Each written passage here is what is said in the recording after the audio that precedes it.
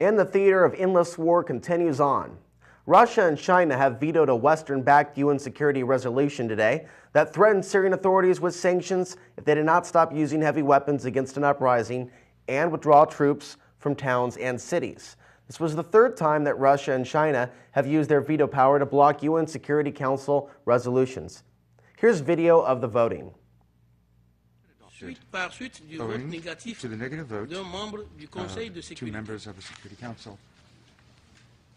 Mr. President, the United States is disgusted that a couple members of this council continue to prevent us from fulfilling our sole purpose here, addressing an ever-deepening crisis in Syria and a growing threat to regional peace and security.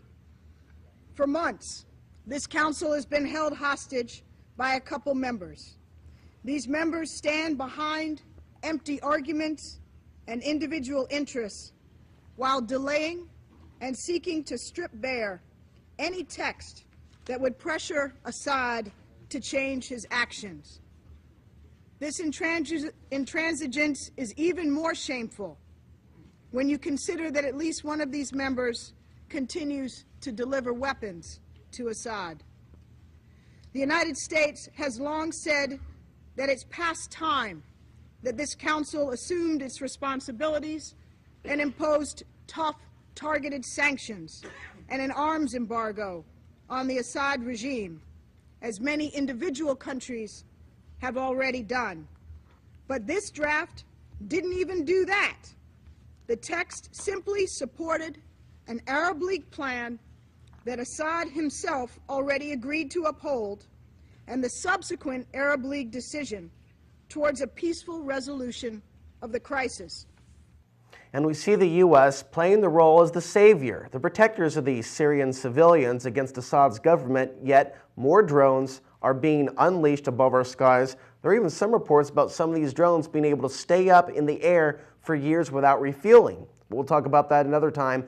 In this story here, a Russian ship that tried to supply attack helicopters to Syria last month is set to dock in St. Petersburg in the coming days. The privately chartered Alid had to return to Russia after their initial attempt to deliver the military cargo to Syria. That was exposed by the U.S. State Department in June.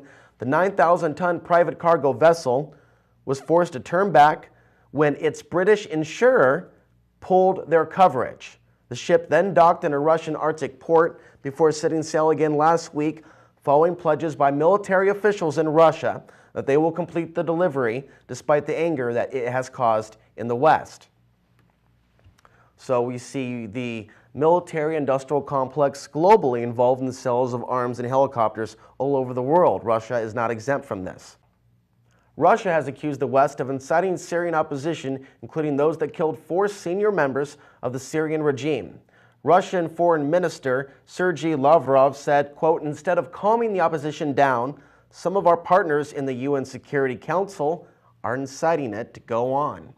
Now, it is a well-established fact that the U.S. government is steering the militaristic arm of the resistance in Syria, as they did in Libya, also recruiting al-Qaeda. We've seen many black people murdered in Libya after NATO intervened in the resistance, was steering, controlling the resistance. And the world knows this, and we're seeing China and Russia being positioned as the saviors of the world.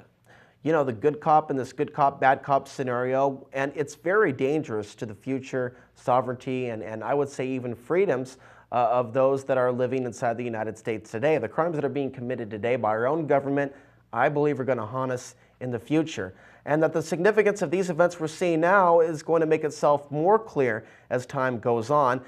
I believe that the significance of these events we're seeing now will make itself even more clear as time goes on, as we see the unnecessary conflicts themselves used to justify unnecessary conflicts between the superpowers themselves, i.e. China, Russia, the United States. This situation in Syria being used to ignite the other tensions that are already at play here. It is the theater of war that you're looking at. This could be a critical part of the script. Christopher Green, by the way, summarizes the seriousness of what we're seeing in this story, in addition to what we're seeing with the military buildup in the Persian Gulf.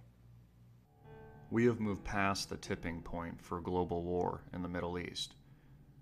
aircraft carriers crowd the Persian Gulf, the U.S. Navy having recently deployed a fourth aircraft carrier to the region, along with a fleet of underwater drones preparing for an inevitable attack on Iran.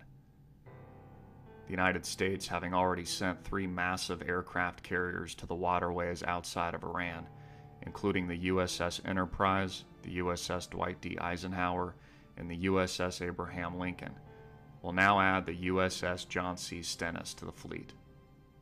These ships are equipped with billions of dollars worth of weaponry and service personnel, and America's newest addition to the battlefront is invisible to those on land and can be controlled from anywhere in the world. Recent military maneuverings, as well as the deployment of a flotilla of 11 Russian warships, coincides perfectly with an upcoming UN meeting scheduled this Friday on July 20th. The United Nations will be discussing the armed conflict in Syria that has conveniently come on the heels of an intense media fury over the alleged Trimsa killings that, according to U.S. media outlets, has been a civilian massacre, accounting for hundreds of civilian deaths. However, after a comprehensive UN investigation of the attack on the Syrian city on Saturday, it has been concluded that the attack on Trimsa actually targeted heavily armed rebels and terrorist groups, not innocent civilians. The findings directly contradict opposition claims of civilian killings by Assad forces. The West is playing a media blame game in order to aggravate popular support for a new war, and what is abundantly clear is that the United States is looking for a repeat of the Libyan invasion that left Muammar Gaddafi brutally murdered. The mainstream media cry for humanitarian aid is really just a mask for a violent U.S.-led regime change in Syria. President Barack Obama and Secretary of State Hillary Clinton want Bashar al-Assad dead, and if they have their way, a bloody and violent new global war is about to erupt. So we are likely to see tensions around the world increase, in the Middle East, in the South China Sea, and also domestically within our own country. The divide and conquer game continues to go on.